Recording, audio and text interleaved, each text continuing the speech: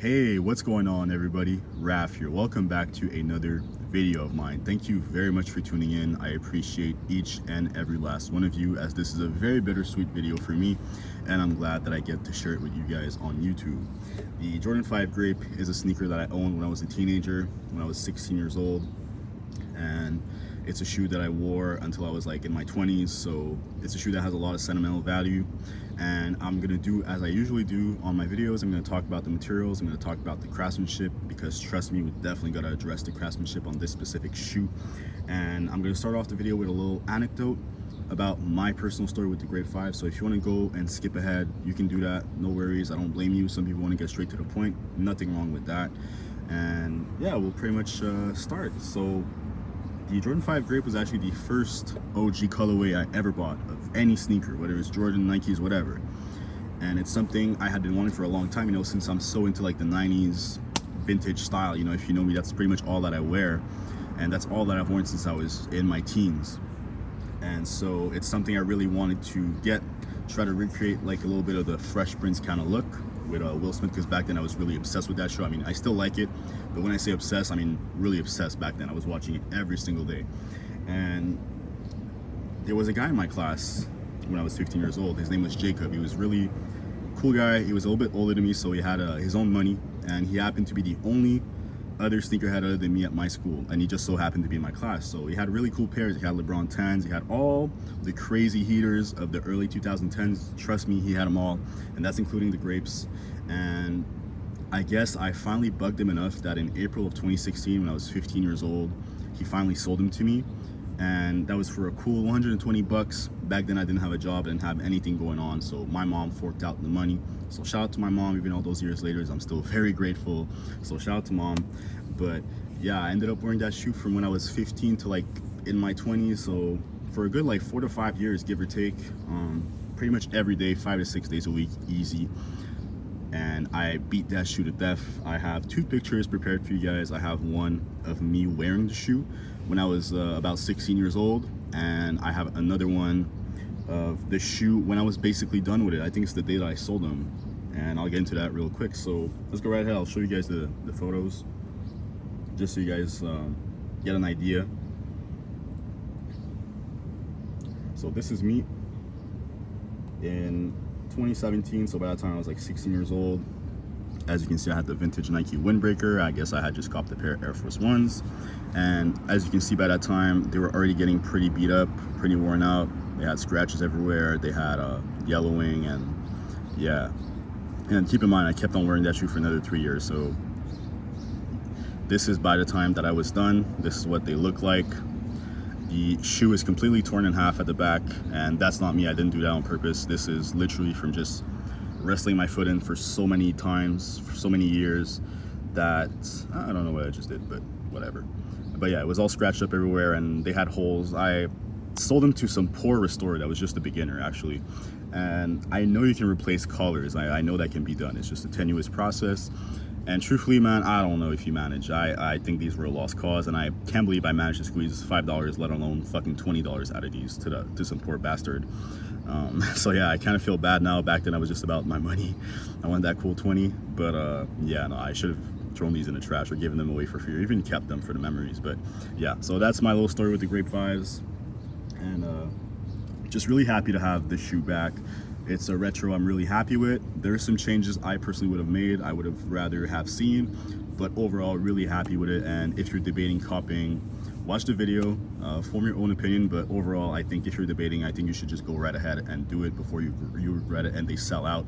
And speaking of selling out, by the way, these definitely didn't, at least in my area.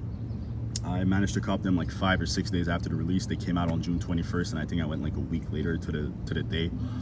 And they had like 3 or 4 size 10.5 still left, and I copped these ones because they were the best out of the bunch. I'll get into the whole craftsmanship thing, but this pair definitely has issues, and we'll address that very soon. But let's get into the materials first, because they're quite interesting.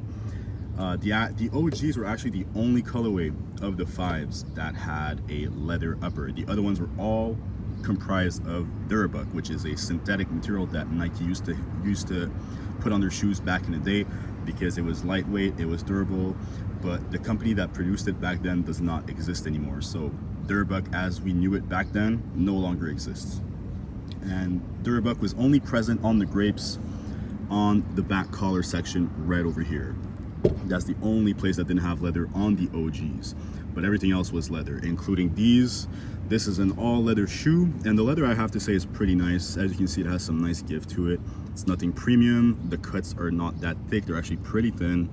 As you can see, not much else going on, but overall really satisfied with it. You can see it wrinkles pretty nicely once you put your finger in, pause, and just really nice wrinkling and a nice little effect. As you can see, the back tab on the left shoe is a lot more tumbled than the right, which I guess falls into craftsmanship issues. That kind of bothers me, but whatever. I'm gonna wear the shit out of these, pretty much like my 2013, so I really don't mind.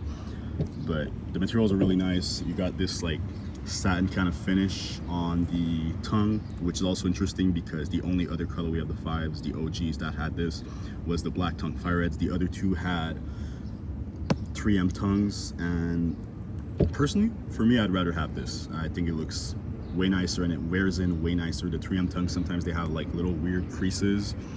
And yeah, you have a polyurethane midsole, so wear your shoes before they fall apart. And speaking of midsole and just overall comfort, I guess it has to do with the polyurethane insole as well. These do have that, so that's always a good sign. But these are really comfortable. These are by far the most comfortable Jordan 5s I have ever put on my foot. They just really felt great. They didn't feel too stiff as some other Jordan 5s might.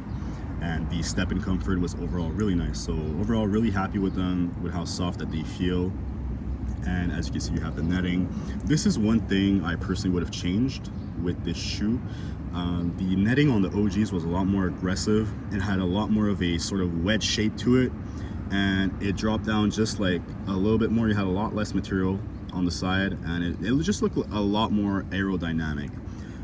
And that's one thing I guess that also falls into craftsmanship. I've seen some pairs that do have that, mainly the bigger sizes, but for the smaller sizes, you pretty much just get that with a lot of material, leather, just separating the midsole and the netting. And it's of course very clear. This is gonna yellow, so be careful. Me personally, I don't care, but I know a lot of people that do. This is also gonna yellow very quickly if you're not careful, and the toe cap. So Grape 5s is a hard shoe to keep clean, but if you do it, it's very rewarding. This is a good shoe, a very 90s shoe. This is what the 90s looked like to me. This perfectly embodies that vibe, you know, very colorful, very vibrant, which is also why I'm filming outside, because I really feel like these had to be highlighted in natural lighting, especially in the morning when the light is very nice. And as you can see, the stitching on the back is quite nice, quite sharp. In the 90s, they had very different manufacturing processes, and the stitching definitely did not look as clean all the time back then. But this looks really good. I'm personally really happy with how that came out. And it's big and fat, not skinny like those maroon 6s from like 10 years ago. They had the really skinny Nike Air, and that really bothered me. I owned that pair and I liked it, but it was always something that rubbed me the wrong way.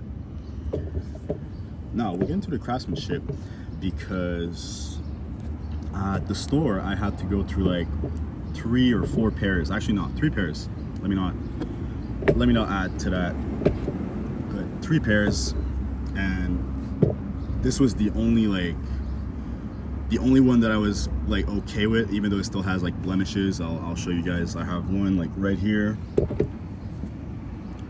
right over here. This actually kind of bothers me, but whatever. I don't even know what causes that. I guess like the way when they press the midsole onto the shoe or something. They have scratches right over here. They have what else? Oh yeah, the toes. The toes are different, which is probably the thing that fucks with me the most. My OCD is just going crazy, and like I said, I have OCD, so I'm torn between, is it my OCD fucking with me, or there's actually a difference? And I gotta say, I don't think I'm that crazy, because the slope on the right shoe is a lot more rounded than the left, and it just makes these look a lot more like OGs, in my personal opinion. So yeah, just watch your pair if you're at the store and you get the chance to try them on and look at the pair. Please do it. because if you don't, you might fuck around and end up with a fucking B grade for all I care. And yeah, but everything else looks pretty good. You have the one thing that I really like is you have the this right here. It goes down a little bit more than the 2013s from what I remember. 2013s, you just had the laces basically like covering it, kind of like this. It's a small detail, but it matters. Another small detail that's different from the 2013s is in the back you have the purple writing that's upside down, and on the 2013s it was right side up and it was black, so the more true to the OG. And speaking of more true to the OG, the tongue is a lot less puffier than past releases. I have the 2025 reds and the tongue is super puffed out. It depends on what you like, you know, but the way that I like to wear my kicks, I like this look a lot more for me personally.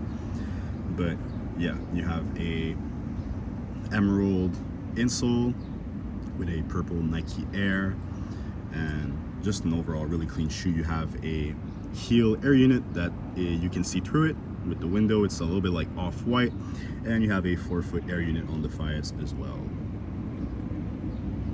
Overall, just a great release. Oh yeah, speaking of QC, I almost missed that.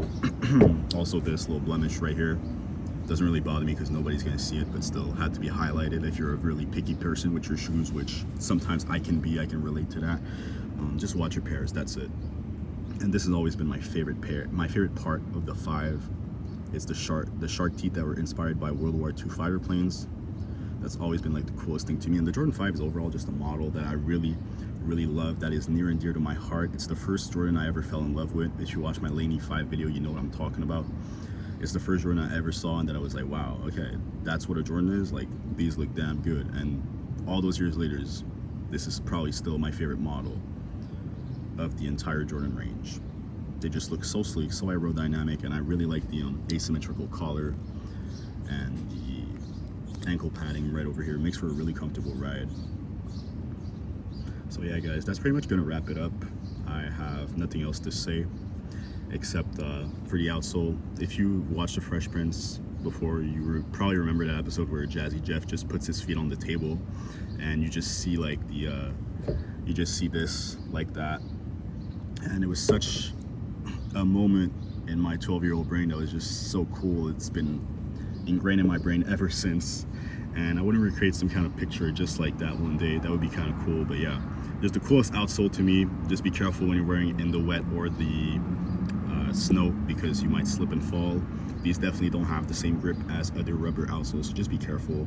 And of course, since it's an OG colorway, they have the Nike right here. The other ones just say Jordan across the way. And yeah, just an overall really clean look.